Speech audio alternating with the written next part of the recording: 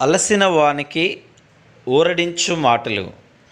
సహోదరుడు భక్తి సింగ్ గారి పరిచర్య నుండి సేకరించిన అనుదిన ధ్యానములు. జూలై 4. బుద్ధి జ్ఞానముల సర్వ సంపదలు ఆయన యందే అనగా క్రీస్తునందే గుప్తములై ఉన్నవి. కొలస్సీ 2:3. ప్రకటన 1:14లో ప్రభువైన యేసుక్రీస్తును అందమైన తెల్లని వెంట్రుకలు గలవానిగా చూసుదుము. దానియేలు 7:9లో ఆయన తల వెంట్రుకలు శుద్ధమైన గొర్రె బొచ్చువలె ఉండెను అని చూసుదుము. అక్కడ ఆయన మహావృద్ధుడుగా పేర్కొనబడెను. ఆ తెల్లని వెంట్రుకలు ఆయన నిత్యత్వపు జ్ఞానమును గూర్చి తెలియజేయుచున్నవి. అపోస్తలుడైన యోహాను తన సమస్యలను మానవ జ్ఞానముతో అర్థం చేసుకొనుటకు ప్రయత్నించి కలత నొందుచుండెను. యేసుక్రీస్తు ప్రభువు యొక్క జ్ఞానమును మనము విశ్వాసముతో స్వీకరించిన ఎడల పరిస్థితి ఏ విధంగానున్నను మనం జవాబు పొందగలం. దైవిక జ్ఞానముతో మనము అన్ని ప్రశ్నలకు జవాబు చెప్పగలిగి ఉందుము. నీ ఆజ్ఞలు నిత్యము నాకు తోడుగానున్నవి. నా శత్రువులను మించిన జ్ఞానము అవి నాకు కలగజేయుచున్నవి. నీ శాసనములను నేను ధ్యానించుచున్నాను. కావున నా బోధకులందరికంటే నాకు విశేష జ్ఞానము కలదు. నీ ఉపదేశములను నేను లక్ష్యము చేయుచున్నాను. కావున వృద్ధుల కంటే నాకు విశేష జ్ఞానము కలదు. 119వ కీర్తన 98 నుండి 100. నీ ఒకవేళ తెలివిగల వాడవు కావచ్చును, కానీ అది నీ సమస్యలు పరిష్కరింపబడటకు తోడ్పడదు.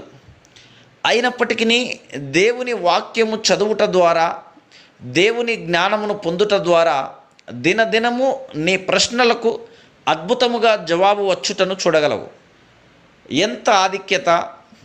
జ్ఞానులకు, గొప్పవారికి, ప్రవక్తలకు కూడా మరుగుపరచబడిన విషయములు ఇప్పుడు మనకు ప్రత్యక్షపరచబడుచున్నవి. ఎందుకనగా ప్రభువు తానే మన జ్ఞానము. ఆ జ్ఞానమును మనము విశ్వాసము ద్వారా పొందితిమి. ఈ విషయముల కొరకై నీ స్వంత జ్ఞానముపై ఆధారపడవద్దు. మీలో ఎవనికైనాను జ్ఞానము కొదవగా ఉన్న ఎడల అతడు దేవుని అడగవలెను, అప్పుడది అతనికి అనుగ్రహింపబడును. ఆయన ఎవరిని గద్దింపక అందరికీ ధారాళముగా దయచేయువాడు అని యాకోబు 1:5లో రాయబడి ఉన్నట్లు ప్రతి దినము ఆయన జ్ఞానమును నీకు దయచేయమని దేవుని అడగవలెను. ఒక దినమున ఒక వ్యక్తి నా యొద్దకు వచ్చి, నాకు 35 ప్రశ్నలున్నవి, నీవు జవాబు చెప్పగలవా అని నన్ను అడిగాను. దానికి చాలా సమయం కావలను. నేను నిన్ను పిలుచు వరకు వేచి ఉండుము. నీ ప్రశ్నలన్నీ ఒక కాగితము మీద రాసి దానిని నీ యొద్ద ఉంచుకొనుము అని అతనితో చెప్పి తిని. 3 దినముల తర్వాత నాకు కొంత సమయం దొరికినది. నేను అతనిని పిలిచి, దయచేసి నీ కాగితమును తీసుకొని రమ్మని చెప్పి తిని. అతడు నాతో, నేను జవాబు పొందవలసిన ప్రశ్నలేమీ నాకు లేవని చెప్పాను. ఏమి జరిగినది అని నేను అడిగి తిని.